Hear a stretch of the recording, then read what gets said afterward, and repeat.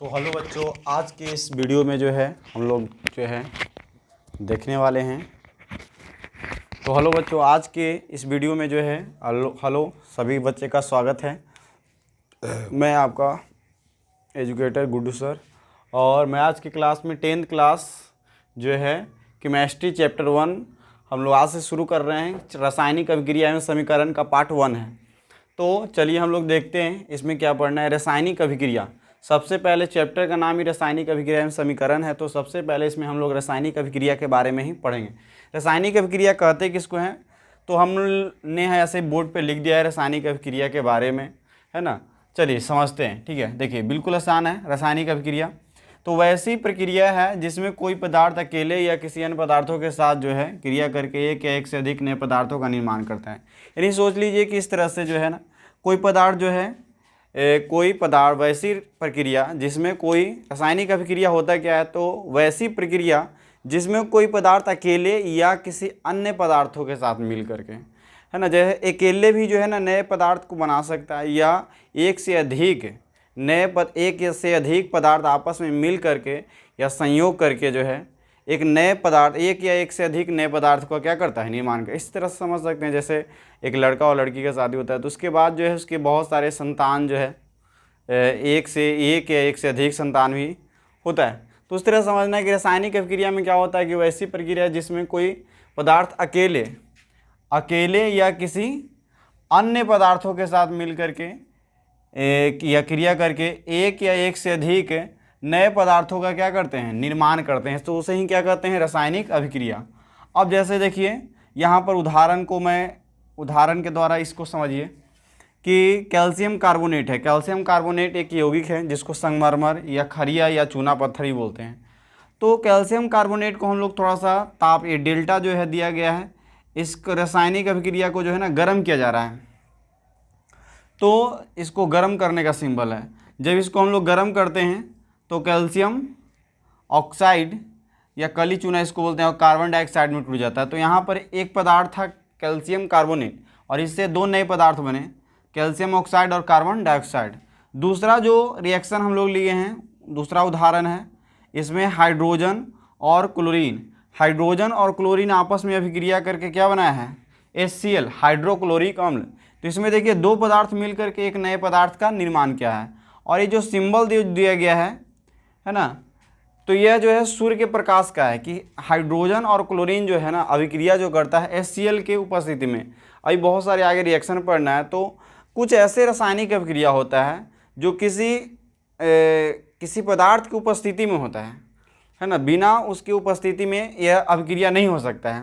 जैसे देखिए आपके पास जो है कागज़ है और माचिस है, लेकिन ये तब तक नहीं जलेगा अगर दोनों को एक साथ कितनों दिन तक रख ले रहे हैं, तो ये क्रिया नहीं, जब तक इसको हम लोग जलाएंगे नहीं, घर्षण नहीं करेंगे, तब तक वो दोनों जलेगा नहीं। तो इस तरह से जो है ना हाइड्रोजन क्लोरीन तब अभिक्रिया करता है आपस में जब इसको हम लोग सनलाइट, सूर्य के प्रकाश के ऊपर, इसको अगर अंधेरे कमरे में रख दिया जाए तो कहीं भी रिएक्शन ही नहीं हो सकता है।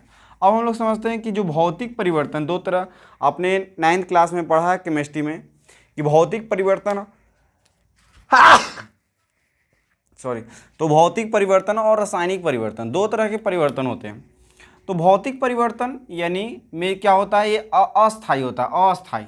और रासायनिक परिवर्तन जो होता है अस्थायी होता है।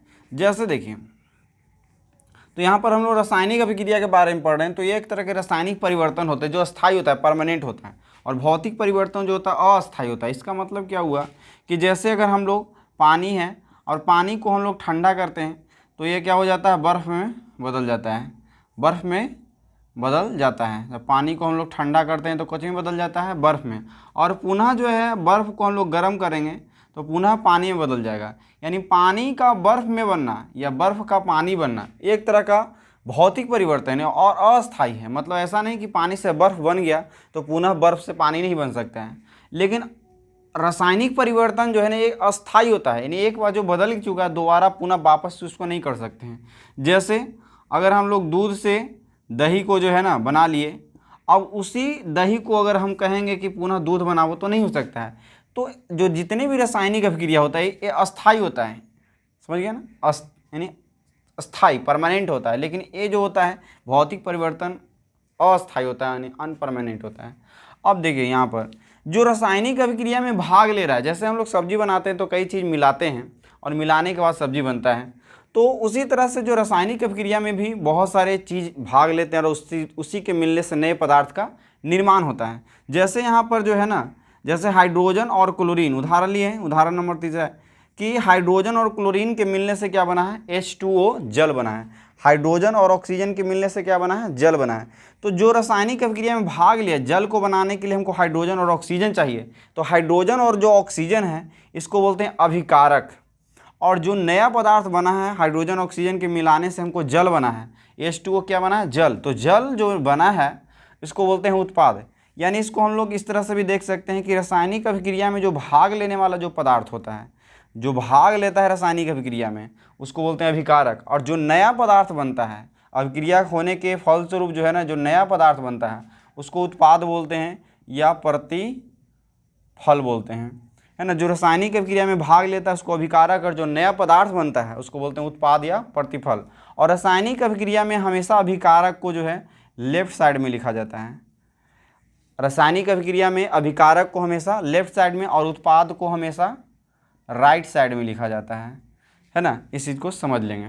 चलिए आगे देखते हैं हम लोग अभिक्रिया की क्रियाविधि। अभिक्रिया की क्रियाविधि क्या होता है, तो रासायनिक अभिक्रिया कोई भी हो रहा है तो किस प्रकार वो हो रहा है। जैसे देखिए हाइड्रोजन और ऑक्सीजन के मिलने से जल बना है, तो हाइड्रोजन और ऑक्सीजन के मिलने से जल जो है ना किस तरह से बन रहा है। जैसे देखिए हाइड्रोजन, तो यहाँ पर हाइड्रोजन के 2 परमाणु हैं और ऑक्सीजन के यहाँ पर 2 परमाणु हैं।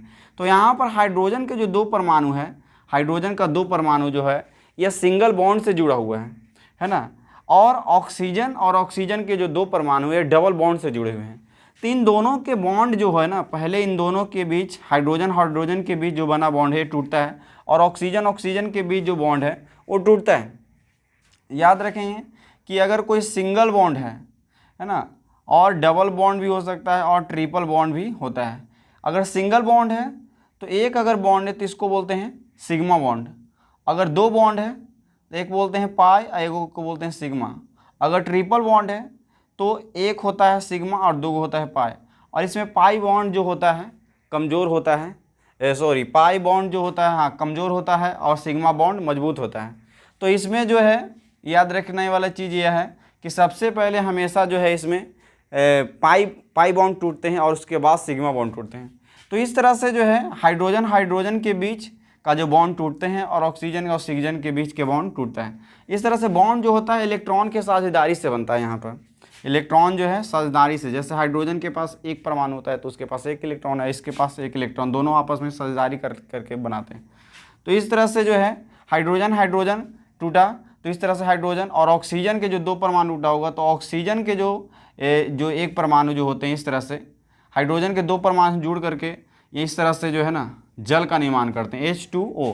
इसको इस तरीक़ा से यहाँ पर दिखाया गया है कि जैसे हाइड्रोजन के बाहरी कक्षा में 1 इलेक्ट्रॉन है और यहाँ पर हाइड्रोजन के बाहरी कक्षा में 1 इलेक्ट्रॉन है, और ऑक्सीजन के बाह्यतम कक्षा में जो है ना 6 इलेक्ट्रॉन होता है। तो ये 6 इलेक्ट्रॉन में से एक इलेक्ट्रॉन्स के साथ दोनों के साथ साझेदारी करता है। और रासायनिक अभिक्रिया इसलिए करता है कि उसके बाह्यतम कोश में 8 इलेक्ट्रॉन हो जाए। यानी कोई भी परमाणु जो होता है परमाणु से अणु बनता है। ये जो है परमाणु है और परमाणु से अणु, क्योंकि अणु अस्थायी फॉर्म में रह सकता है। तो इस तरह से जो है परमाणु आपस में जो है इस तरह से टूट करके जो है, पहले ये अणु फॉर्म में तो ये परमाणु के रूप में टूटेगा और परमाणु आपस में जुड़ करके पुनः अणु का निर्माण करते हैं। तो इस तरह से कोई भी रासायनिक अभिक्रिया होता है, जैसे हम लोग सिंपल रूप से लिख देते हैं हाइड्रोजन ऑक्सीजन के मिलने से जल बनता है, और इसके अंदर जो है ना इस तरह से बॉन्ड हाइड्रोजन के बीच और ऑक्सीजन के बीच के बॉन्ड टूटते हैं और पुनः नए बॉन्ड बनते हैं। ऑक्सीजन और हाइड्रोजन के बीच एक नया बॉन्ड बना और इस तरह से बन करके जो है ना जल का निर्माण हुआ, H2O। इस तरह से चलिए आगे पढ़ना है रासायनिक अभिक्रिया की विशेषता। रासायनिक अभिक्रिया की विशेषता का मतलब ये हुआ कि कोई भी रासायनिक अभिक्रिया हो रहा है तो कैसे पहचानेंगे कि कोई भी रासायनिक अभिक्रिया हुआ है। चलिए देखिए, सबसे पहले गैस की उत्पत्ति।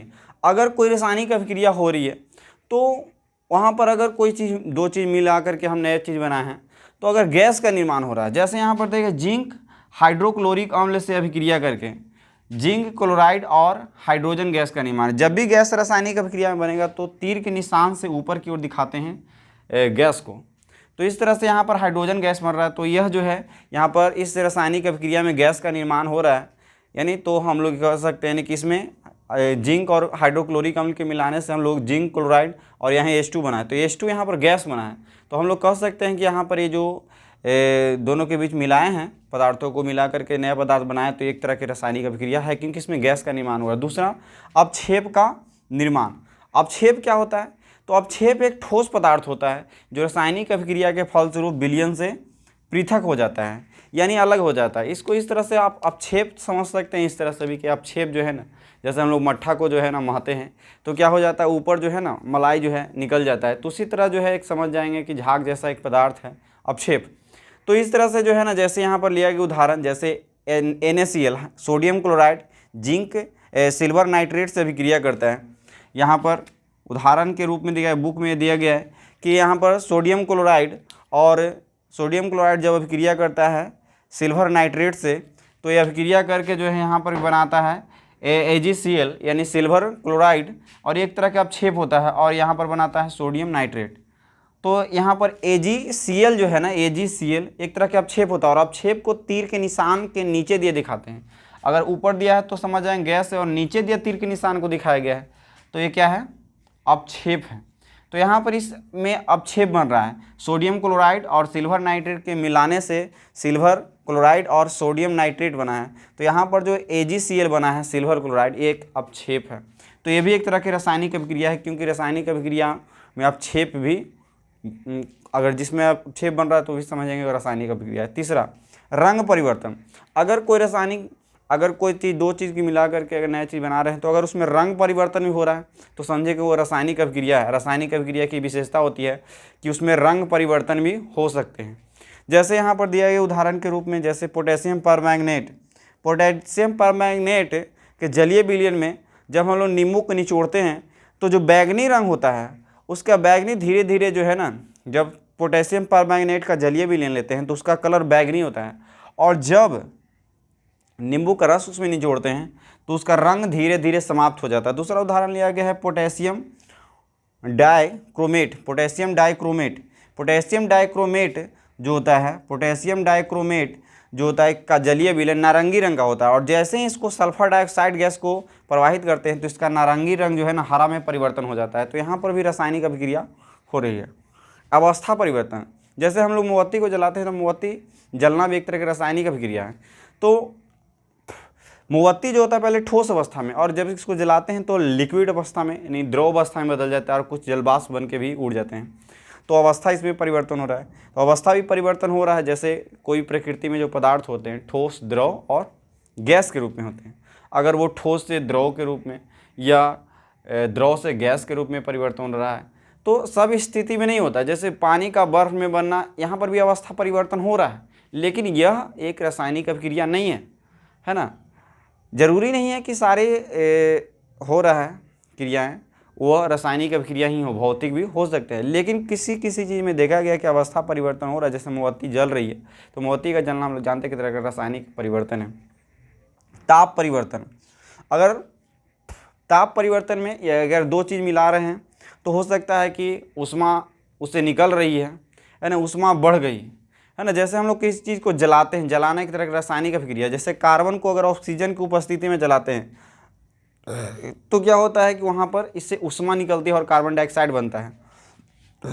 तो उष्मा क्षेपी अभिक्रिया, अगर कोई चीज़ को अगर हम लोग जला रहे हैं है ना, तो अगर उष्मा रिलीज हो रही है, अगर दो चीज़ मिलाने पर उष्मा रिलीज हो रही है तो इसको बोलते हैं उष्मा क्षेपी। इसमें क्या होता है, उष्मा बाहर निकलती है, उष्मा की वृद्धि होती है, और उष्मा शोषी हो सकता है। कभी कभी ऐसा होता है कि उष्मा का अवशोषण हो जाए, उष्मा की कमी हो जाए। जैसे देखें नाइट्रोजन ऑक्सीजन के मिलने से क्या होता है, यहाँ पर नाइट्रस ऑक्साइड बनता है NO। तो इसमें क्या होता है कि जब नाइट्रोजन ऑक्सीजन से अभिक्रिया करता है तो आसपास का क्षेत्र ठंडा हो जाता है, यानी आसपास के क्षेत्र को से जो उष्मा है उसको खींच लिया है और बना दिया है NO बना दिया है। तो इस तरह से 5 विशेषता थी रासायनिक अभिक्रिया की। विशेषता जो है हम लोग देख लिए, गैस की उत्पत्ति हो रहा है तो भी कहेंगे रासायनिक अभिक्रिया। जैसे क्वेश्चन आया हुआ है रासायनिक अभिक्रिया की विशेषता के लिखिए, तो पहले लिखना गैस की उत्पत्ति है ना। दूसरा अवक्षेप का निर्माण, तीसरा रंग परिवर्तन, चौथा अवस्था परिवर्तन, और पांचवा ताप में परिवर्तन। तो चलिए हम लोगों ने देखा और हम लोग आगे देखते हैं कि इसमें क्या पढ़ने के लिए है। आप लोग स्क्रीनशॉट ले लेंगे और उसके बाद आगे देखते हैं।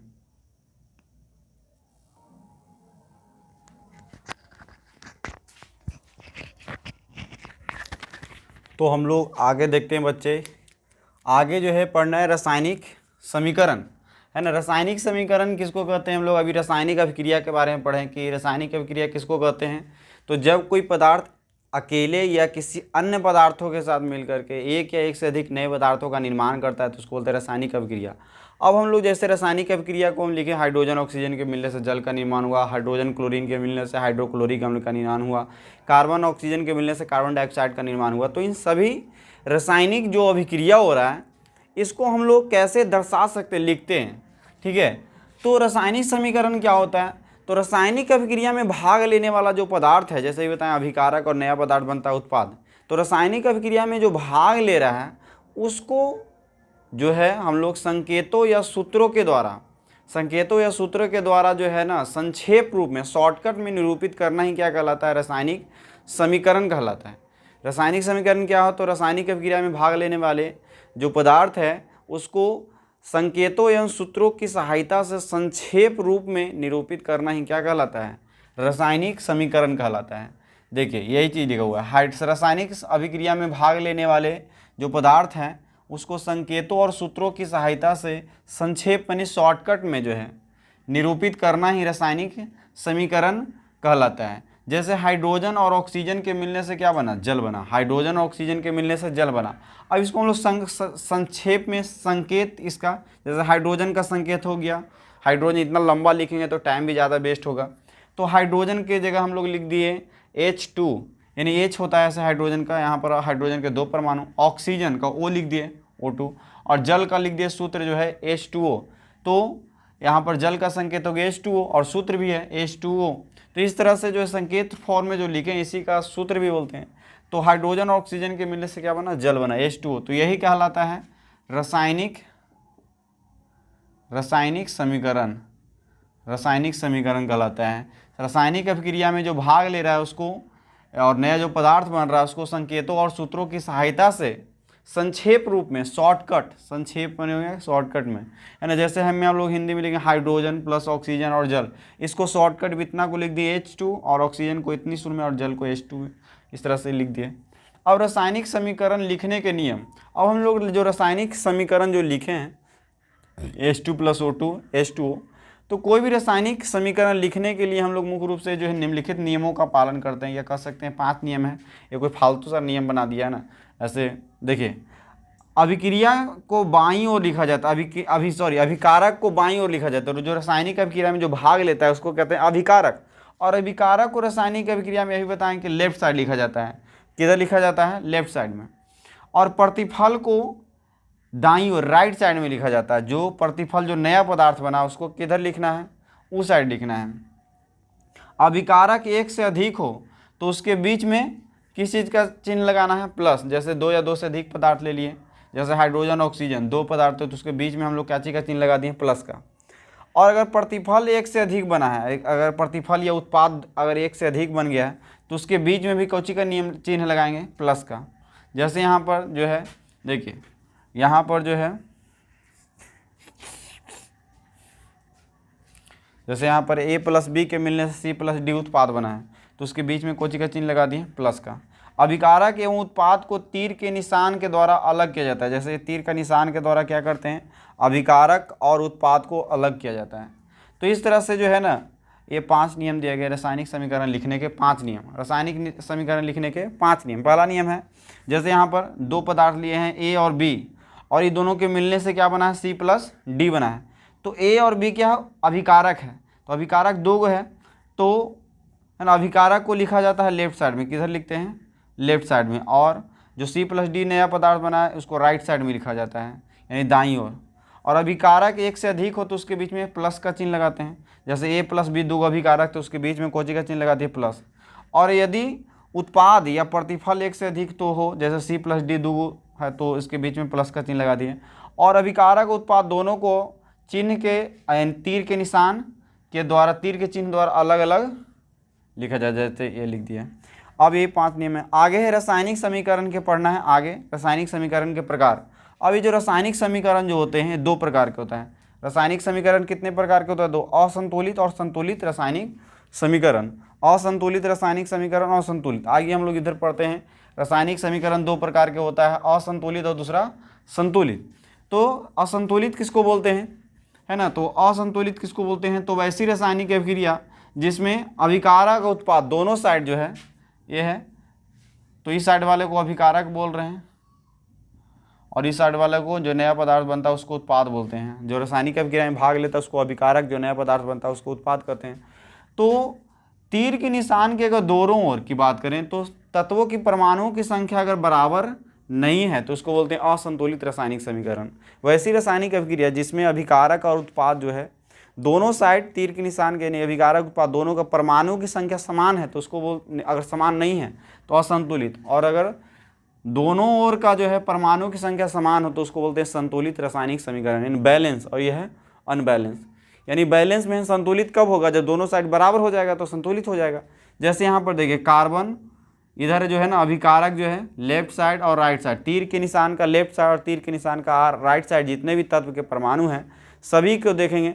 देखिए अभिकारक देने जो है हाइड्रोजन 2 ऑक्सीजन 2 अभिकारक देने, और यहाँ पर H2O में जो है हाइड्रोजन के 2 परमाणु ऑक्सीजन के 1 परमाणु है, तो दोनों बराबर नहीं है ना? इस साइड में जो है हाइड्रोजन 2 इधर हाइड्रोजन 2 है, ऑक्सीजन 2 है, लेकिन इस साइड में ऑक्सीजन 2 नहीं है, तो इसलिए ये जो है असंतुलित है। लेकिन इस साइड में देखेंगे, इस साइड में जो है ना कार्बन 1, इस साइड में कार्बन 1, ऑक्सीजन 2 ऑक्सीजन 2, तो ये संतुलित है। इसको देखिए 2 दूनी 4, 4 गो हाइड्रोजन है और ऑक्सीजन 2 है। इस साइड में 4 गो ऑक्सीजन और 2 से दोनों में गुना है, हाइड्रोजन ऑक्सीजन दोनों में, तो हाइड्रोजन तो हो जाए 2 दूनी 4 और ऑक्सीजन 2 गो, तो ये भी संतुलित है। तो इस तरह से असंतुलित और संतुलित। आगे पढ़ना है द्रव्यमान या पदार्थ अनुस्वरता का नियम। एक क्या है नियम?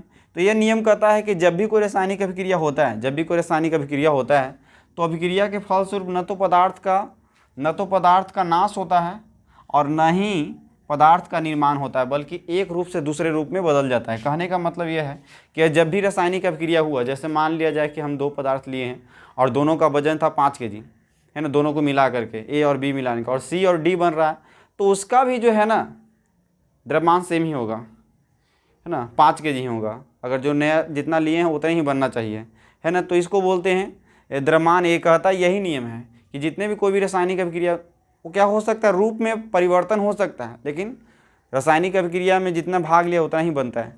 अगर आप रासायनिक अभिक्रिया अगर लिख रहे हैं, अगर जितना लिए हैं उतना नहीं बन रहा है, तो इसका मतलब जो है ना, यह रासायनिक अभिक्रिया जो है असंतुलित है, संतुलित नहीं है।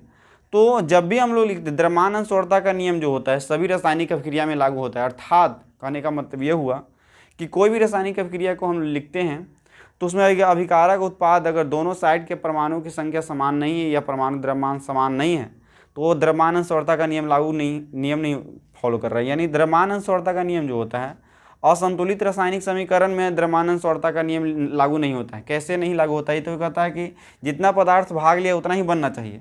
लेकिन अगर देखिए यहाँ पर हाइड्रोजन के 2 और ऑक्सीजन को 2, और इस साइड में ये असंतुलित है, तो हाइड्रोजन 2 ऑक्सीजन 1 है, तो क्या दोनों साइड के परमाणु की संख्या समान है? तो ये बराबर नहीं है, तो द्रव्यमान अनुस्वरता का नियम लागू यहाँ पर नहीं होता है। लेकिन यही संतुलित रासायनिक समीकरण को देखा जाए तो कार्बन 1 इस साइड में, ऑक्सीजन 2 यानी रासायनिक अभिक्रिया के बाद और पहले दोनों साइड परमाणु की संख्या समान है। तो द्रव्यमान अनुस्वरता का नियम यही कहता है कि लेफ्ट साइड और राइट साइड दोनों जो होना चाहिए तीर का निशान का बराबर होना चाहिए, तो उसी में द्रव्यमान अनुस्वरता का नियम लागू होता है, अन्यथा फेल हो जाता है।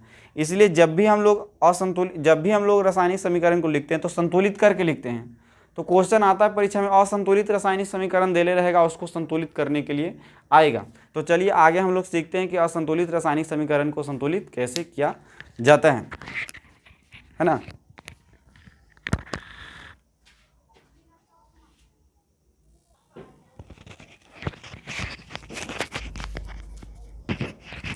तो चलिए हम लोग देखते हैं आगे जो है संतुलित करने का नियम, है ना। 1 नंबर का यहाँ से सवाल आता है कि असंतुलित रासायनिक समीकरण को आप कैसे संतुलित करेंगे।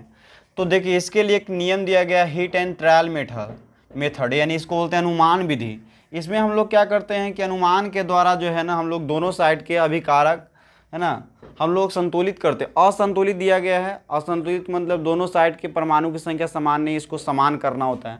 तो हीट एंड ट्रायल मेथड में हम लोग सबसे पहले जो है ना भीड़ को संतुलित करेंगे, मतलब कि जो बड़ा यौगिक रहेगा ना उस साइड से जो है ना हम लोग उसको बराबर करते हुए चलेंगे। फिर उसके बाद जो है ना जहाँ पर भीड़ नहीं रहेगा, कम रहेगा, उसको संतुलित करेंगे। इसके लिए हम लोग या तो गुना या तो भाग का इस्तेमाल कर सकते हैं, लेकिन 10th क्लास तक आप गुना का ही इस्तेमाल करेंगे तो बन जाएगा। चलिए हम लोग करते हैं, अभिकारक और उत्पाद दोनों साइड के परमाणु की संख्या बराबर करेंगे। तो आप पहले आप लिख लेंगे कि अभिकारक में कौन कौन से, ये देखिए जब भी रासायनिक अभिक्रिया होता है तो जो तत्व भाग लेता है वही बनता है ना। तो पहले आप लिख लेंगे कौन कौन है और कौन कौन संतुलित नहीं है, कौन कौन है। तो देखिए यहाँ पर हाइड्रोजन के 2 परमाणु हैं और ऑक्सीजन के 2 परमाणु हैं। इधर हाइड्रोजन होगा, इधर ऑक्सीजन होगा, जो इधर होगा वही उधर होगा। तो हाइड्रोजन 2 गो है, ऑक्सीजन 1 गो है। तो देखिए हाइड्रोजन तो बराबर है लेकिन ऑक्सीजन बराबर नहीं, तो ऑक्सीजन को बराबर करना पड़ेगा। तो ऑक्सीजन को बराबर करने के लिए हम लोग ऑक्सीजन इस साइड 2 गो है तो इस साइड 2 करना है, तो इसको 2 करने ऑक्सीजन में 2 से क्या गुना कर देंगे। तो गुना करेंगे तो क्या हो जाएगा, ऑक्सीजन 2 हो जाएगा। तो ऑक्सीजन में 2 से गुना हुआ, तो यहाँ पर गुना कहाँ करेंगे, ऊपर में, यहाँ पर गुना करेंगे तो सही है। तो यहाँ पर गुना नहीं किया जाता है, ठीक है, यहाँ पर गुना नहीं किया जाता है। तो गुना कहाँ करते कहाँ हैं, तो गुना हम लोग जो है ना इसके आगे करते हैं। तो आगे करने से गुना क्या हो गया, हाइड्रोजन में भी गुना हो गया और ऑक्सीजन में भी गुना हो गया, दोनों में गुना हो गया। तो हाइड्रोजन में गुना हुआ इस साइड, तो हम लोग हाइड्रोजन में गुना करेंगे 2 दूनी 4, यानी कितना हो गया 2 दूनी 4। यहाँ पर हाइड्रोजन इस साइड कितना हो गया, 4 हो गया। तो और ऑक्सीजन कितना हो गया, ऑक्सीजन 2 गो, हाइड्रोजन 4 गो हो गया। और इस साइड हाइड्रोजन 2 गो है, तो इस साइड हाइड्रोजन 4 है तो इधर भी 4 को करना होगा। तो इसको हम लोग क्या कर लेंगे, 2 से गुना कर देंगे। तो 2 से गुना करते ही क्या हो गया 4। तो हाइड्रोजन यहाँ पर कहाँ से गुना करेंगे, 2 से आगे। तो जब भी गुना करना आगे, तो 2, अब देखिए यहाँ पर हाइड्रोजन 4 ऑक्सीजन 2 दोनों साइड अब क्या हो गया, बराबर हो गया, है ना। हाइड्रोजन 4 गो हो गया और इस साइड भी हाइड्रोजन 4 गो, ऑक्सीजन 2 गो। तो इस तरह से संतुलित किया जाता है। पहले जो है इस साइड भाग लिया उसको लिख लेंगे इस साइड जो है, क्योंकि जो इस साइड रहेगा तत्व के परमाणु उस साइड वही रहेगा। इस साइड में जो है सोडियम 1 है, क्लोरीन 2 है, इधर सोडियम 1 है, क्लोरीन 1 है। तो कौन बराबर नहीं है, भीड़ से शुरू करेंगे, है ना। पहले जो बड़ा यौगिक है सबसे पहले भीड़ को संतुलित करना है, यानी जो बड़ा यौगिक रहेगा वहाँ से शुरू करना है, संतुलित करना। तो इस साइड से करेंगे, इधर सिंगल है तो इधर से शुरू करेंगे। इधर सोडियम 1 है, क्लोरीन 2 है, इधर भी क्लोरीन 1 है। तो इसको 2 से क्या कर देंगे हम लोग, गुना। तो 2 से गुना करेंगे, है ना, क्योंकि गुना करना है, भागा करना नहीं है। तो 2 से गुना किए तो क्लोरीन यहाँ पर गुना करेंगे, सही है। तो यहाँ से गुना नहीं होता है, गुना जब भी होता है तो आगे। तो 2 से जब हम लोग क्लोरीन में गुना किए हैं तो सोडियम में भी 2 से गुना हो गया, तो 2 से यहाँ पर भी गुना करेंगे, है ना। तो सोडियम 2 हो गया, क्लोरीन के भी 2 परमाणु है। तो इस साइड देखिए, इस साइड क्लोरीन के तो 2 परमाणु सही है, लेकिन सोडियम के इस साइड 1 है और इस साइड 2 है। तो इसको 2 से गुना करेंगे तो 2, तो इसको 2 से गुना कर देंगे आगे। अब देखिए सोडियम 2 हो गया, क्लोरीन 2 सोडियम 2 क्लोरीन 2। इस तरह से हम लोग देख लिए, सोडियम 2 इस साइड में, सोडियम 2 क्लोरीन 2, इस तरह से हो गया संतुलित। अगला देखिए, इसमें कॉपर 1 है, ऑक्सीजन 2 है। इस साइड भी कॉपर होगा, इस साइड भी ऑक्सीजन होगा। तो कॉपर 1 है, ऑक्सीजन 1 है। तो कॉपर एक सही है, ऑक्सीजन गड़बड़ायल है। तो इसको ऑक्सीजन को हम लोग 2 से क्या कर देंगे, गुना कर देंगे। तो ऑक्सीजन 2 हो गया, इधर भी ऑक्सीजन 2, यानी 2 से आगे गुना करते हैं। तो 2 से गुना करने पर कॉपर में भी 2 से क्या हो गया, गुना हो गया है। तो इस तरह से हम लोग, और कॉपर 2 गो, इधर कॉपर 1 है, तो कॉपर 2 बनाने के लिए 2 से गुना करेंगे, यानी 2 से गुना कर दिए यहाँ पर। तो अब देखिए दोनों साइड क्या हो गया, संतुलित हो गया। इस साइड में देखिए मैग्नीशियम 1 है, हाइड्रोजन 1 है, क्लोरीन 1 है। इस साइड में भी वही होगा, मैग्नीशियम, क्लोरीन, हाइड्रोजन। तो मैग्नीशियम इस साइड 1, क्लोरीन 2, हाइड्रोजन 2। इधर मैग्नीशियम 1, हाइड्रोजन 1, क्लोरीन 2 है ना, क्लोरीन 1 है। तो हमको क्लोरीन को क्या करना पड़ेगा, और सबसे पहले भीड़ को वाला को संतुलित करना है। हाइड्रोजन 1 है, हाइड्रोजन इधर 2 है। तो हाइड्रोजन अकेले सिंगल है, हाइड्रोजन क्या है, सिंगल है। लेकिन पहले सबसे पहले भीड़ का मतलब बड़ा यौगिक को पहले संतुलित करना। भीड़ का मतलब सबसे पहले बड़ा यौगिक को। तो बड़ा यौगिक ये है ना, तो इसमें कौन कौन है, मैग्नीशियम में क्लोरीन है, तो मैग्नीशियम तो पहले से बराबर है, तो मैग्नीशियम करने की बराबर ज़रूरत नहीं है, क्लोरीन को बराबर करने की ज़रूरत है। क्लोरीन इस साइड में 2 गो है, इधर क्लोरीन 1 गो है, तो इसको हम लोग क्या कर देंगे 2 से गुना कर देंगे। तो 2 से गुना कर दिए क्लोरीन में, तो यहाँ 2 से क्या करना पड़ेगा आगे से गुना। तो क्लोरीन में 2 से गुना करने के कारण हाइड्रोजन में भी 2 से गुना हो गया, तो इधर 2 से इसमें भी क्या कर देंगे गुना। और इधर हाइड्रोजन 2 गो है, क्लोरीन 2 गो है, क्लोरीन 2 गो है, मैग्नीशियम 1 मैग्नीशियम 1, संतुलित यहाँ से हो गया है कि नहीं। इस तरह से बहुत आसानी से।